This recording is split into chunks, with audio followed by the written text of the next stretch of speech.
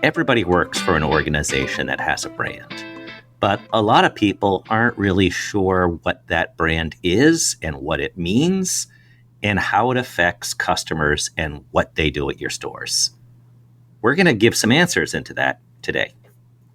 Joining us for our conversation, we have Amanda Baltazar. She is a retail and hospitality journalist. She is also a regular contributor to NACS Magazine. And Amanda, we had you on about a year ago talking about one of your articles in NACS Magazine. So welcome back. Thanks, Jeff. Pleased to be here. So the NACS Magazine's this time of the year, the September issue, which your article is in on the importance of branding. It's one of our biggest, it's our second biggest issue of the year. Next month is even bigger. So there's all kinds of articles and all kinds of information we're communicating in these two issues of the magazine. Last month, we had an article, or last week, we had a podcast from a September article looking at what people do when they go to the pump. How do they think? Why? What gets them there, etc. So we thought this was a good conversation to kind of take a little further. Let's look at branding. What makes people go to your store? Because we saw in that consumer survey, it's not the gas price. It is the gas price, but it's more than the gas price. It's what the brand represents. So I'll give you the big kickoff.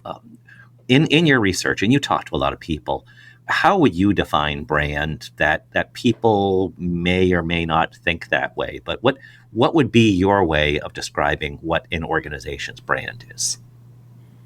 I think a brand, Jeff, is how customers perceive you and how you make those customers feel when they're in the store. Are you a fun store? Are you a store we can get into this more about fly fishing? Are you a more serious store that's more buttoned up? It's everything from the colors to how you market yourselves, but really how that customer feels when they're thinking of you or in your store. And when we did a brand refresh, NACS did about 8 years ago, one of the things that was really stressed when we started to dive into it is this is not about updating a logo. A brand is much more than that. It's what your promise is, what those words are, and then how do you convey those words? And that can be through design. It could be through the vibe of the store. It could be how you want employees to interact with people. And sometimes that's joking. Sometimes that's being really, really serious. And you could see when you go to a lot of stores, there's a deliberate brand that they're trying to convey, because one of the lines that we heard at one of these meetings is, you have to stand for something in a sea of sameness. So you talked to a number of people who were involved in brand, and one of the companies was Weigel's. Weigel's is based in Knoxville, Tennessee, and they're really active in particular NIL. Working with athletes and using them to convey their brand. Can you talk a little bit about what you learned from talking to them? Yes, Weigel's was doing its daily business and noticed that social media posts that pertained to sports or athletes were off the charts in terms of likes and interaction and comments. So they decided to leverage that. So they went directly to the athletes to see how they could work with them with this NIL partnership that you mentioned, name, image, and likeness. So then the athletes can kind of promote, but a very soft promote, Weigel's itself. Maybe they're drinking something from Weigel's or shopping at Weigel's, but they can use the athletes as themselves. This then generates a huge fan base with the athletes fans. These then turned into Weigel's fans. And we're not talking about like the star quarterback or something like that might cost millions of dollars. They have partnerships, I believe, with the entire women's volleyball team and a bunch of other baseball players, et cetera, in something like a total of 60 different athletes that they work with. And each one has different expectations and different fan bases, but that's a pretty robust suite of people who are, first off, the age that the target customer is that you want in stores, but those are brand ambassadors. That's a pretty cool way to go to market without having to pay for, say, TV ads or something like that. It's very effective. And like you said, because they are the age of the brand, of the customers that you're looking to attract by and large, it really helps. But those people do become linked then with Weigel's. So you see their face and it's not connected, but in the customer's mind, it's still connected because that branding is so strong. And to start with, Weigel's, I think, worked with just one team, but this has taken on a life of its own as it's been so successful. One of my favorite lines from your article is, you're not just a gas station, but you're part of the starting lineup. And that's exactly what NIL can do for you. Absolutely. Take a strong brand and incorporate it into Weigel's, which is a strong brand, but not quite as strong as sports. And it kind of does the work for you. Now, speaking of sports or athletics or just something similar, you also talk to NACS. And NACS is, how would you loosely, a farmers co-op, a co-op that tends to be in rural areas. And, you don't necessarily want to take the local college team because they cover multiple states. So it's not as compressed or as tight as Weigel's being in the Knoxville area, which is the University of Tennessee. It's still broader. So they took a different approach in how they looked at who their brand ambassadors would be. You want to walk us through what they did with at NACS? Yes, they did something very interesting, still connected to sports, but they worked with rodeo. As you mentioned, Jeff, a lot of their customers are farmers, and a lot of the farmers are involved themselves in the rodeo or have sons involved or other family members involved. So they've got a stake in this, even if it's just an emotional stake. So they approached, I think it was the National Rodeo Association. Forgive me if I'm incorrect with that. And most of their branding has been different. They have had for some games someone trotting around the arena on a horse with a flag that says NACS. So the NACS is right there, or they will mark it on the scoreboard, that type of thing. So they will also do social media, but theirs is more of an in-person branding.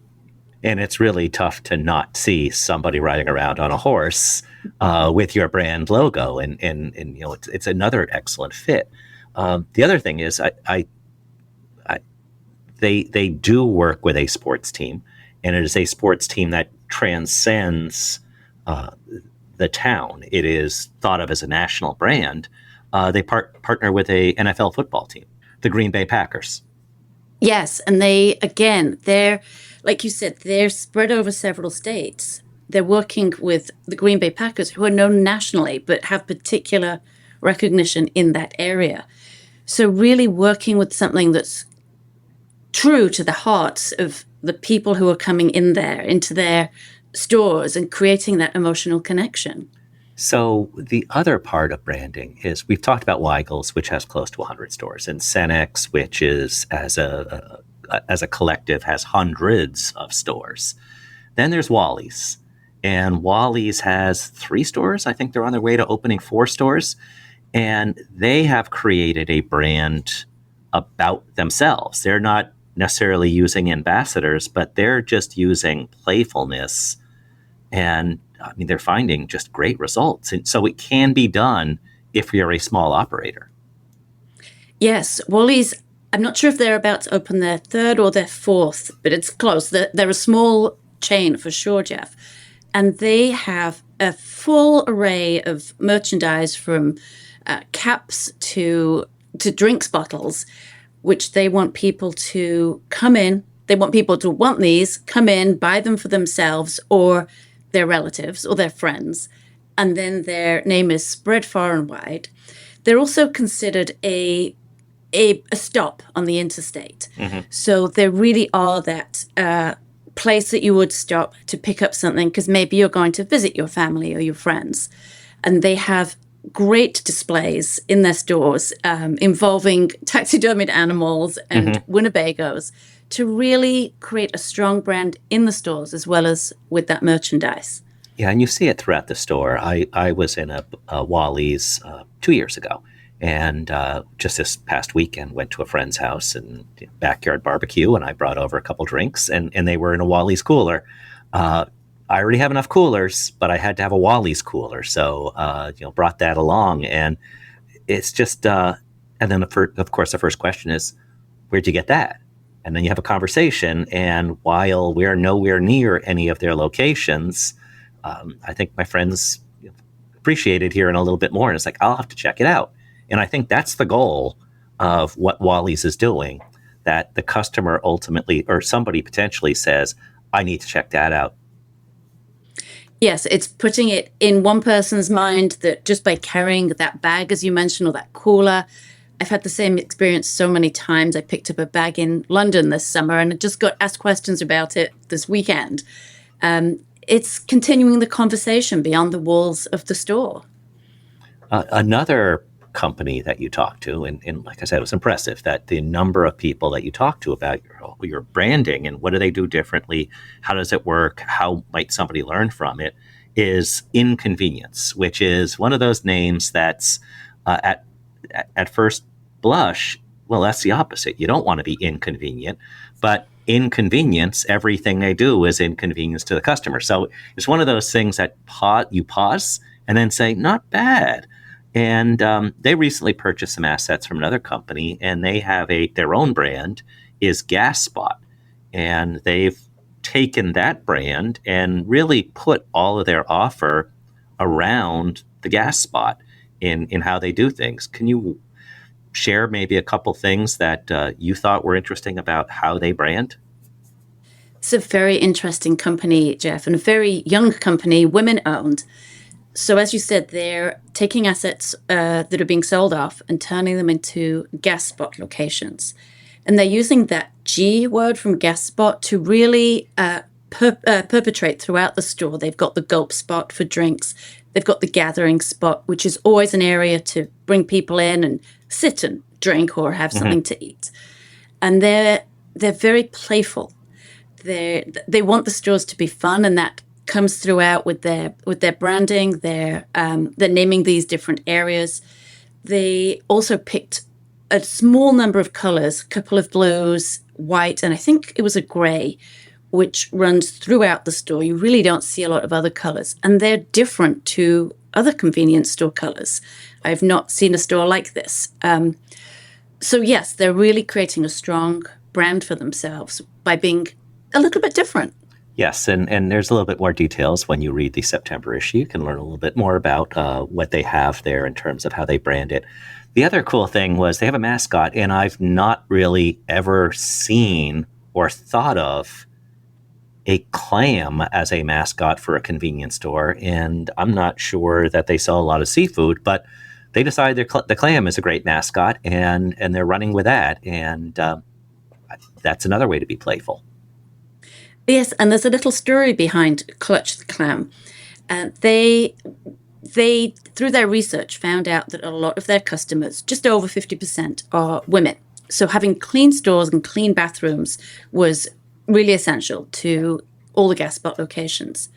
Well, clams, it turns out, are clean creatures and keep their ecosystems clean. So they felt that represented their brand perfectly. So this playful clam will now be seen in more of Inconvenience's marketing.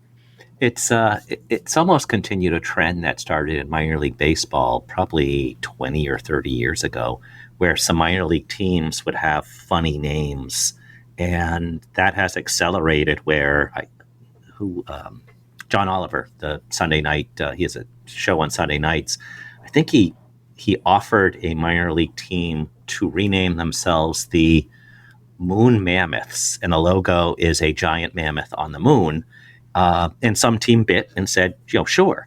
I don't know if it's real or not, but I saw some other team had a mascot that was something like microwave pizza something. And so we're both smiling. You can't see us on video, but we're both smiling. It's just like, it's taking something that is ordinarily mundane, and you'd call the team the Giants or Yankees or something like that, something colored socks, and they're just making you smile. But you also have to live it. it can't just be funny for the sake of funny. It has to be funny with a purpose and in a line, not just this is funny, that's funny, and aren't we funny? But yeah, it's you just have to smile when you think about Clutch the Clam and all the things they're doing at the gas spot. Um, so those are a couple of the companies that you talk to. You also tied it all together by talking to a couple branding experts, and one of them is Ernie Harker. He has been a longtime marketing expert in our industry, previously at Maverick stores, and he had some really good advice about how do you go to market. He's talked about a lot of things in our industry and presentations. If you've seen him or not, he's talked about AI and how do you do this. But at heart, it's about branding, it's about marketing, and he gave some pretty good advice about how companies should think when they look at branding. Yes, Ernie really brought some huge changes to Maverick years ago, and is now a consultant, and a very dynamic one at that. And really, there were two things he really thinks stores should consider when it comes to branding. And one is what makes you unique, such as inconvenience. They're so different to everyone else. What makes you, as your brand, different to anybody else? The second thing you should consider is your customer. And what do they want? What do they care about? And why should they care about you? But he did emphasize that the customer should come second. He said that if you haven't got a strong brand, you won't have a customer. So your brand comes first. Then secondly, you think about what your customer cares about. And thinking about Gas Spot, I don't know if it was Ernie directly alluded to it or somebody else did, but Stinker stores. And they're out in the West, and they focus on a skunk. And it's playful, and you walk in their stores, and there's a vibe, and it's all around this creature known as Polecat Pete. And everything in their language focuses on skunk-related things, which you would think is skunks and clams. You would think, let's stay away from those mascots. Let's have a teddy bear or something like that. But it's working with a skunk too, isn't it? It's a very unusual animal to select, but it's really worked for Stinker because I think it's so different. And one of the things Ernie said to me was that when you're coming up with a brand for your company, you should come up with 6 adjectives to describe that brand. So it might be clean or fast. But the important thing he said was that 2 of those adjectives, Jeff, should be something that doesn't pertain to any other convenience store, which are going to be, of course, the 2 hardest adjectives to come up with. But I think that's what involves that deep thinking to really hone your brand into something unique and different. One other thing, I could probably reach it from here if I had long enough arms. If I were Stretch Armstrong, I could probably reach it, I guess. But I have a car air freshener from Stinker, and a car freshener with a skunk on it. I think is kind of funny to begin with, and then right underneath it says "Smell you later." So that's the tagline.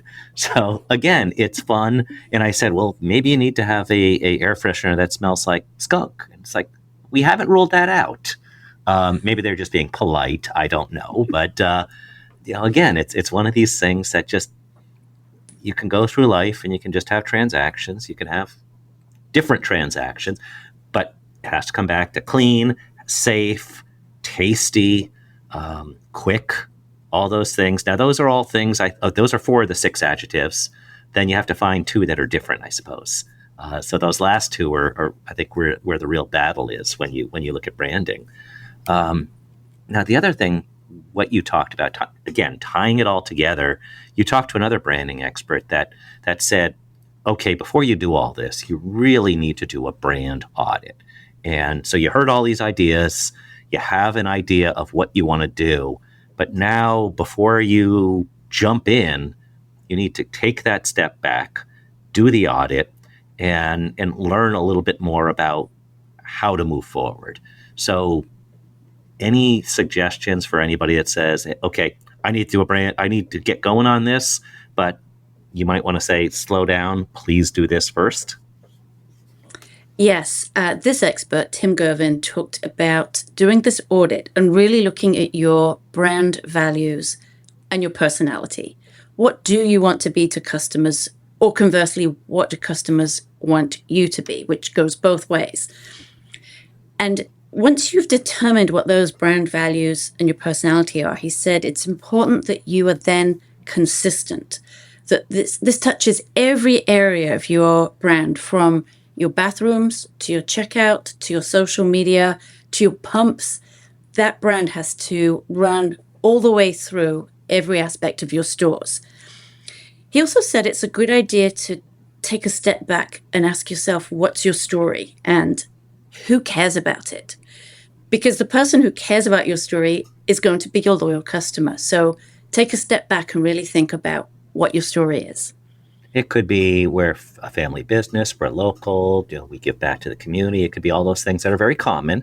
They may not differentiate yourself, but if there's something about, we had Stafford Sheridan on a couple weeks ago, and he visits gas stations and eats their food. And he had, first off, a quick aside, his book came out on Thursday, and he suggested that folks buy it all at the same time, because if you buy it at the same time on Amazon, it helps with ratings and where you rank. Well, it turns out he has number one book. So yay, because of our podcast, or however else it helped him out. But it's a number one book in leadership on Amazon at a moment in time. I don't know what that moment of time is, but he can always say he's number one best-selling artist now. But one of the things I thought was interesting is he said every point should have a story, and every story should have a point. And let's set aside the every story should have a point, but it's really every point should have a story, and that's your brand story.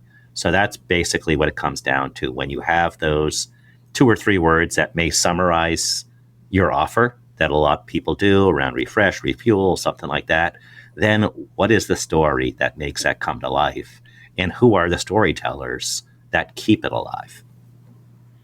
Yes, and he did say, when you're bringing this story into your stores or your social media, but especially I think the stores, think big. Think the color on your walls, but also think small, these unexpected touches. Maybe it's a small sign next to your coffee machine that someone may not even see the first time or the second time, but on the third time they see it, it may just resonate. They may have a little chuckle, but it just is a very small touch point that reemphasizes that brand. So great article, and it's worth diving into. The September issue of NACS Magazine is online right now, and it'll soon be in your office if it isn't already. Amanda, thank you for joining us today and walking us through that. Your stories are always interesting, and they're great.